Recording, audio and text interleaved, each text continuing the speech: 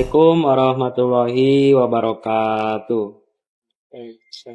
Selamat pagi semuanya, salam sejahtera. Kembali lagi bersama kami di episode yang ketiga. Perkenalkan sebelumnya, nama saya Muhammad Syakar Abdillah. Saya biasa dipanggil Syakar ya.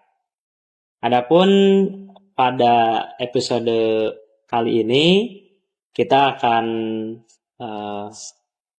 membahas tentang algoritma A-star. Pada kesempatan kali ini saya ditemani oleh narasumber yang berasal dari Universitas 11 April, jurusan informatika. Adapun lebih jelasnya mungkin akan perkenalan sendiri, silahkan. Baik, perkenalkan nama saya Yogi Pali Sugila. Saya merupakan mahasiswa dari Universitas 11 April. Di sini saya sebagai narasumber. Oke, teman-teman semuanya, sebelumnya saya akan menjelaskan secara singkat ya. Terlebih dahulu apa itu dari algoritma A-star. Jadi algoritma A-star itu sebuah algoritma pencarian yang sangat populer, terutama digunakan untuk menemukan jalur terpendek antara titik awal dan akhir pada suatu peta atau grafik. Jadi pentingnya dalam dunia teknologi juga, ya, algoritma itu sebagai jantung dari setiap sistem komputer. Ia adalah serangkaian instruksi yang jelas dan terstruktur yang digunakan untuk menyelesaikan masalah atau mencapai tujuan tertentu. Jadi kalau secara gambaran mudahnya ya teman-teman semua, algoritma A-star itu seperti layaknya kita menggunakan maps ya. Yeah. Seperti layaknya menggunakan maps, di situ algoritma akan menentukan jalur yang terdekat dari titik awal sampai ke titik akhir, seperti itu. Adapun selanjutnya kita akan membahas lebih detail bersama narasumber tentang algoritma A-star tersebut. Oke teman-teman semuanya, kita sekarang memasuki sesi diskusi dengan narasumber ya. Tadi Ayogi mungkin bisa dijelaskan secara umum apa itu algoritma A-star, silahkan. Baik, oke. Algoritma A-star itu sebenarnya sudah tadi dijelaskan di awal, betul bahwa algoritma A-star ini merupakan pencarian jalur terbaik digunakan untuk menemukan jalur terpendek dari suatu titik ke titik lainnya. Kemudian sejarah awal dari algoritma A-star ini ditemukan oleh Peter Harsh dan Neil Nilsson serta Bertrand Russell pada tahun 1968. Algoritma A-star ini dianggap menjadi algoritma optimal dan lengkap, sehingga dapat menyelesaikan masalah dengan efisiensi tinggi. Tanda bintang pada penamaan algoritma A-star ini digunakan untuk menunjukkan keunggulan algoritma A-star ini dibandingkan pendekatan algoritma lainnya. Baik, selanjutnya contoh penerapan algoritma A-star dalam kehidupan sehari-hari itu seperti apa ya? Baik, sebetulnya algoritma A-star ini tidak kita gunakan lah di kehidupan sehari-hari. Misalnya kita menggunakan aplikasi Google Map. Ya. Di sana kita kan menentukan lokasi di mana lokasi awal di mana kita berada, kemudian menentukan tujuannya kemana. Nah, algoritma A-star nantinya akan menentukan jalur mana yang tercepat, kemudian yang paling pendek juga. Nah, di situ mungkin pada penerapan. Oh, siap. Jadi seperti itu ya teman-teman. penerapan algoritma Astar itu digunakan ketika kita menggunakan Google Maps. Jadi di situ akan mencari jalan yang paling cepat. Itulah dari algoritma Astar. Terus selanjutnya, apa sih jenis-jenis algoritma yang populer pada saat ini? Oke. Silakan. Jadi selain algoritma Astar ini ada juga algoritma lainnya. Algoritma seperti Discuss algorithm menggunakan informasi jalur terpendek dari titik awal. Sebetulnya ini juga sama penerapannya digunakan ketika menentukan jalur terpendek. Kemudian ada juga Grady, yaitu BFS atau Best First Search. Algoritma Best First Search ini menggunakan estimasi jarak ke tujuan dengan menggabungkan kedua aspek ini. Tetapi di balik kedua algoritma tadi, algoritma Astar ini lebih unggul. Karena Astar ini lebih efisien karena hanya mengeksplorasi jalur yang menjanjikan, tidak seperti Discuss yang mengevaluasi semua kemungkinan. Ya, jadi teman-teman, mengapa di lambangnya itu A ada starnya gitu ya? Karena memang ini adalah sebuah keunggulan gitu. Sebuah keunggulan dari algoritma-algoritma pencarian lainnya, seperti itu. Oke, selanjutnya. Nah, untuk kira-kira salah satu contoh kasus ya tentang penggunaan algoritma A-star itu seperti apa ya? Oke, baik. Oke, bayangkan kita lagi main game petualangan. Oh, petualang. Kan kita karakter kita itu harus menemukan jalur dari titik A, misalnya tempat sekarang, ke titik B atau titik tujuan gitu kan. Siap. Algoritma A-star ini seperti seorang pemandu pintar yang akan membantu karakter kita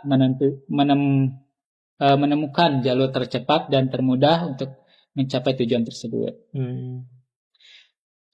Dia akan melihat peta, mempertimbangkan berbagai rute dan memilih jalur yang paling efisien. Nah, kemudian bagaimana sih cara kerja Astar secara sederhana? Jadi misalkan titik awal dan tujuan, algoritma Astar ini mulai dari titik awal dan punya titik tujuan yang jelas. Itu yang satu. Kemudian kedua, menilai setiap langkah. Nah, algoritma Astar ini akan melihat semua langkah yang bisa diambil dari posisi saat ini. Setiap langkah akan dinilai berdasarkan dua faktor, yaitu yang pertama jarak yang sudah ditempuh, seberapa jauh kamu sudah berjalan dari titik awal. Kemudian yang kedua, perkiraan jarak ke tujuan. Seberapa jauh lagi perkiraan jarak kita ke lokasi tujuan. Kemudian yang ketiga, memilih langkah terbaik. Jadi algoritma Astar akan memilih langkah yang memiliki nilai total terendah dari kedua faktor di atas. Dia akan memilih jalan yang tidak hanya dekat dari titik awal, tapi juga diperkirakan akan membawa kamu lebih dekat ke tujuan. Nah, kemudian setiap proses itu diulangi terus-menerus sampai menemukan jalur terpendek ke tujuan. Nah, kenapa sih algoritma Astar ini dianggap algoritma yang pintar? Karena dia memiliki heuristik gitu. Heuristik ini merupakan semacam tebakan cerdas untuk memperkirakan jarak ke tujuan. Heuristik ini membuat Astar bisa memilih jalan yang paling menjanjikan tanpa harus mengecek semua kemungkinan yang jelas. Ya. Kemudian efisien. Nah, Astar ini juga lebih efisien dibandingkan algoritma pencarian lainnya. Karena dia bisa menghindari jalan buntu dan fokus pada jalur yang paling mungkin untuk menemukan tujuan. Kemudian studi kasus yang lainnya misalkan navigasi drone untuk mengirim barang. Nah, masalahnya misalkan arah drone dari gudang ke lokasi pelanggan melalui rute tercepat. Solusi yang bisa diambil yaitu merepresentasikan wilayah sebagai graf, kemudian tetapkan simpul dan bobot sesuai dengan jarak atau waktu tempuh, dan gunakan algoritma ASTAR untuk menghitung jalur optimal. Mungkin seperti itu. Ya, seperti itu ya teman-teman. Contoh-contoh dari studi kasus penggunaan algoritma ASTAR ya. Ya memang sepertinya lebih fokus pada jarak ya. Jarak tempuh. Terus juga mungkin efisiensi waktu gitu. Jadi kalau kita mungkin contoh pengen ke Bandung tuh langsung diarahkan ke jalan yang paling ini gitu ya, paling gampang. Misalkan kalau kita menggunakan mobil maka diarahkan ke rute tol. Nah itu, jadi lebih efisien ya. Seperti itu teman-teman, contoh studi kasus dari algoritma ASTAR. Oke, selanjutnya tantangan yang sering dihadapi dalam merancang dan mengimplementasikan algoritma ASTAR itu seperti apa? Baik, jadi ada beberapa tantangan dalam mengimplementasikan dan menerapkan algoritma ASTAR ini. Salah satunya adalah memilih heuristik yang harus tepat. Nah, akurasi dalam memilih heuristik ini sangat krusial karena heuristik yang terlalu optimasi bisa membuat algoritma mengeksplorasi terlalu banyak node yang tidak perlu. Sedangkan heuristik yang terlalu pesimistis atau sedikit bisa membuat algoritma menjadi lambat. Kemudian memori. Untuk memori sendiri, ketika kita mengimplementasikan algoritma ASTAR ini, ada masalah yang kompleks. Salah satunya jika jumlah node yang perlu dieksplorasi bisa sangat besar.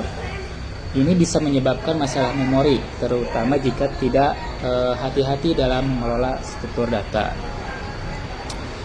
Kemudian ada waktu komputasi. Nah, di sini dalam kasus skenario yang besar atau kompleks, algoritma ASTAR bisa membutuhkan waktu komputasi yang lama. Nah, representasi masalah yang pada algoritma ASTAR ini misalnya abstraksi. Memilih representasi masalah yang tepat sangat penting. Representasi yang terlalu sederhana bisa menghilangkan informasi penting, sedangkan representasi yang terlalu kompleks bisa membuat algoritma menjadi lambat. Kemudian ada dinamika lingkungan. Perubahan jika lingkungan berubah, gitu misalnya ada suatu bencana yang menghambat lajur dari rute tersebut, maka perlu diadaptasi untuk menangani perubahan ini. Kemudian bisa juga dengan replanning, perlu melakukan perencanaan ulang secara berkala untuk memastikan bahwa solusi yang ditemukan masih valid. Selain itu ada beberapa tantangan lain, misalnya ending list. Ketika beberapa node memiliki nilai F yang sama, kita perlu menentukan urutan eksplorasi yang tepat. Kemudian ada path shooting, yaitu jalur yang ditemukan oleh ASTAR mungkin tidak selalu lurus atau efisien. Nah, sekarang bagaimana sih cara mengatasi masalah-masalah tersebut? Mungkin yang pertama, eksperimen. Cobalah berbagai heuristik dan teknik optimasi untuk menentukan kombinasi yang terbaik untuk masalah Anda. Kemudian analisis. Pelajari sifat-sifat masalah secara mendalam untuk memilih representasi dan heuristik yang tepat. Kemudian ada lagi seperti algoritma variasi, mempertimbangkan untuk menggunakan variasi dari algoritma STAR, misalnya seperti IDE, SME atau LPE. Kemudian ada peningkatan hardware, mungkin ini untuk implementasi pada komputer. Untuk masalah yang sangat besar, peningkatan kapasitas memori atau penggunaan perangkat keras yang lebih cepat bisa menjadi solusi. Intinya, mengimplementasikan algoritma STAR membutuhkan pemahaman yang mendalam tentang masalah yang ingin diselesaikannya gitu. Dan pemilihan teknik yang tepat juga. Seperti itu. Ya, seperti itu ya. Bagaimanapun juga algoritma sebaik apapun yang namanya masih ciptaan manusia itu pasti ada kurangnya ya, pasti ada kurangnya, pasti ada lebihnya. Yang pasti di situ harus dievaluasi ya. Dievaluasi terus dirancang kembali. Nah, seperti itu. Baik, pertanyaan selanjutnya ya. Tips praktis untuk pengembang atau pelajar ya yang dia itu ingin memperdalam pemahaman tentang algoritma STAR itu seperti apa? Baik. Jika ada orang yang ingin memperdalam lebih dalam terkait algoritma ini, ada beberapa tips atau saran yang mungkin bisa menjadi rujukan tersendiri gitu oleh saya. Yang pertama misalkan visualisasi. Jadi kita ini harus membuat visualisasi sederhana dari algoritma STAR menggunakan bahasa pemrograman favorit.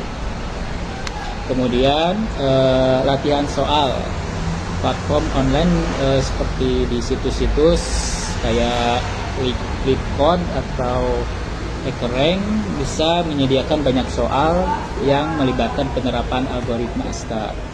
Kemudian kita juga harus memiliki proyek pribadi gitu. Buat proyek kecil yang bisa memanfaatkan algoritma STAR.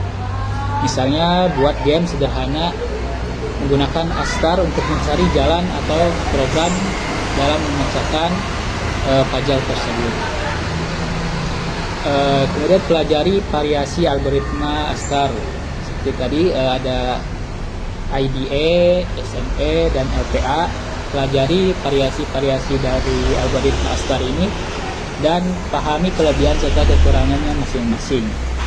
Kemudian bandingkan performasi dan kekurangan dan kelebihan lainnya juga. Kemudian ada dalami konsep seperti graph, heuristik, dan kompleksitas algoritma. Untuk literatur bisa mencari buku di berbagai perpustakaan, kemudian ada juga di artikel ilmiah. Kemudian kita juga bisa mencari di blogs atau tutorial di YouTube. Nah, kemudian kita juga harus memiliki orang lain sebagai forum, membuka forum diskusi. Kemudian ada tips tambahan seperti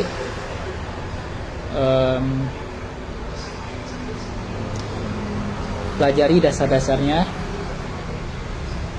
ikut juga komunitas yang bisa membahas algoritma STAR ini lebih dalam. Ya, pokoknya mah kalau pengen belajar mah luas ya. Iya, luas. Jadi tidak ada istilah bingung zaman sekarang mah. Di online banyak. Tinggal cari di Google. Tinggal cari di Google, komunitas banyak. Jadi tinggal mau atau enggaknya gitu. Iya. Seperti itu. Ya, teman-teman semua, tidak terasa kita sudah mencapai ke penghujung acara di podcast yang hari ini ya. Mungkin akan saya simpulkan beberapa poin dari hasil diskusi bersama narasumber ya. Jadi secara garis besarnya algoritma STAR itu untuk mencari jalur ya, ya, jalur atau rute jalur atau rute yang paling efektif, efektif, efisien juga. efisien juga seperti itu. Seperti contoh tadi yaitu satu di aplikasi Google Maps ya, itu kan ada pencarian jalur yang paling efektif. Kemudian juga pada penerapan game, ya, penerapan yang game, peta seperti itu mencari rute ya. bisa menjadi rujukan. Nah, itu juga. Dan juga selanjutnya barangkali teman-teman yang ingin memperdalam tentang algoritma Astar ini sangat banyak sekali di zaman sekarang untuk mempelajarinya ya. Seperti tadi yang disebutkan oleh narasumber, bisa melewati online atau bisa juga lewat literasi buku-buku, jurnal, dan yang terakhir mungkin bisa mengikuti komunitas ya. Ya, Itu banyak zaman sekarang platform-platform atau media untuk belajar terutama algoritma Astar ini. Mungkin cukup teman-teman semua pada podcast siang hari ini. Saya mengucapkan terima kasih kepada narasumber yang telah datang. baik. Dan juga jangan lupa kepada teman-teman, saya juga mengucapkan terima kasih telah menonton episode 3 kali ini. Nantikan juga episode ada 2 lagi ya. Ada 2 lagi, episode 4 dan episode 5 dengan host dan narasumber yang berbeda. Silakan ada kata-kata dari narasumber? Cukup. Cukup? Cukup. Ya, cukup. Mungkin terima kasih kepada teman-teman semua. Nantikan kami dari episode selanjutnya. Wassalamualaikum warahmatullahi wabarakatuh.